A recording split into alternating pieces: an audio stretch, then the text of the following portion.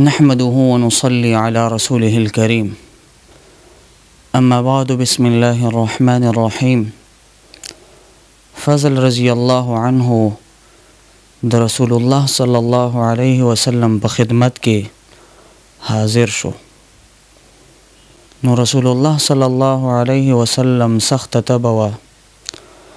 رسول الله صلی الله علیه وسلم د خپل سر نه پټې تاو کړې وه. نو رسول الله صلی الله علیه وسلم فضل رضی الله عنه ته فرمایي چې زما لاس ونیسه. بیا مسجد طرف ته لاړل. مسجد کې رسول الله صلی الله علیه وسلم په منبر باندې کېناستو او فضل رضی الله عنه ته وفرمایل چې آواز وکړه، خلک راجمع کړه. فضل رضی الله عنه خلق راجمع کړو. رسول الله صلی الله علیه وسلم د الله تعالی مدح و ثنا نه بعد دا خبره وکړه چې اے خلکو، زما وخت را نږدې دی، زه تلونکی یم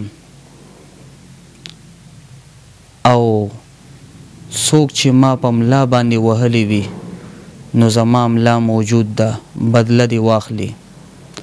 او چې چا په عزت باندې ما حمله کړې وي نو زما عزت نه دی بدله والی. او چې چا زما نه د مال مطالبه وي نو مال په ذریعې دی بدله والی. خو یاد ساتئ، تاسو کې د چا په ذهن کې دا را نشي چې زما نه بدله والی نو هغې په بنا باندې به زما زړه کې د هغه د پاره بغض پیدا شي. او ښه یاد ساتئ چې مال هغه سړی ډېر راخوښ دی چې څوک زمانه خپل بدل والی، خپل حق وصول کړي او یا یې ماته معاف کړي.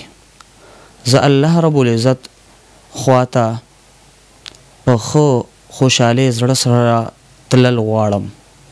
او دا هم یاد ساتئ، زه دا اعلان یو ځل باندې اکتفا نه کوم، دا به بیا هم کوم. بیا دې نه بعد رسول الله صلی الله علیه وسلم د منبر نه راکوز شو، ماسپښین لمونځ یې وکړو، بیا منبر ته وختلو، همدغه خبرې وکړې او د بغض والا خبره هم وکړه. بیا دې نه بعد رسول الله صلی الله علیه وسلم وفرمایل ویل چې په چا باندې د چا حقوق وي عادي ادا کی او دنیا کې د رسوایۍ خیال دې نه ساتي، ولې چې د دې دنیا والا رسوایي د آخرت والا رسوایۍ په مقابله کې کمه ده. دې نه بعد یو صاحب ورته ودرېدو، هغه وایي چې ای رسول الله صلی الله علیه وسلم، ما په تاسو باندې 3 درهمه دي.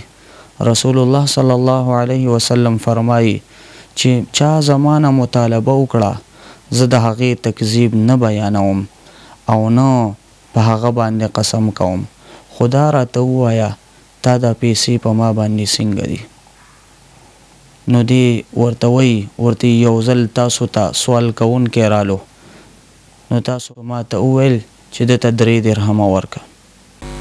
رسول الله صلی الله علیه وسلم فضل رضی الله عنه ته فرمایي چې دته 3 درهمه ورکه.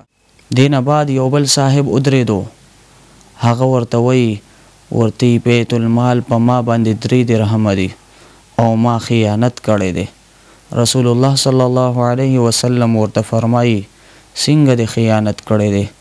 نو دی ورته وایي چې ما لره د پیسو حاجت و.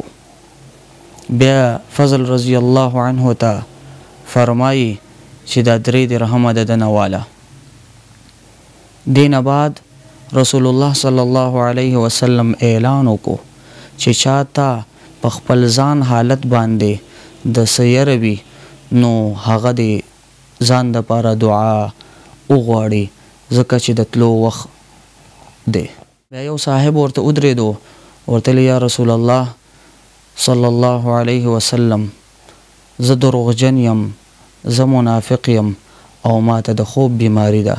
رسول الله صلی الله علیه وسلم د هغه د پاره دعا وغوښتله چې یا الله د ته رښتیا ور عطا کا او د ایمان کامل کا او د خوب بیماری ختمه کا. بیا بل صاحب ودرېدو ورته اے رسول الله صلی الله علیه وسلم زه دروغجن یم، زه منافق یم او داسې ګناه نشته چې ما نه وي کړی.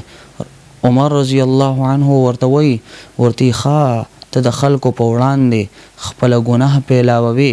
رسول الله صلی الله علیه وسلم عمر رضی الله عنه ته وی چپ شه ای عمر چپ شه، د دنیا ولا رسوایی د آخرت په مقابله کې سپکه ده. عزتمندو به دې دپاره هم دعا وکړه چې یا الله د ته رښتیا ور عطا کې، د ایمان کامل کې او د حالت بهتر کې. عزتمندو دین بعد یو بل صاحب ورته ودرېدو، هغه ورته وی ورته ای رسول الله صلی الله علیه وسلم زه بزدله یم او ما ته د خوب مرض دی. رسول الله صلی الله علیه وسلم هغه ته هم دعا وکړه. نو فضل رضی الله عنه فرمایي چې رسول الله صلی الله علیه وسلم هغه ته دعا وکړه نو ډېر لوی بهادر و په مونږ کې دی. دین بعد رسول الله صلی الله علیه وسلم عائشه رضی الله عنها کور ته لاړو او الته خزو د پاره هم دا اعلان وکړو، خزه راجمع کړي، خزو ته هم دا اعلان وکړو. بیا یو صحابیه عرض ورته وکړو چې ای رسول الله صلی الله علیه وسلم زما جبه عاجزه ده، زما د پاره دعا وکړه. هغې د پاره دعا وکړې. دین بعد نور صحابیات د پاره هم دعا وغوښتله.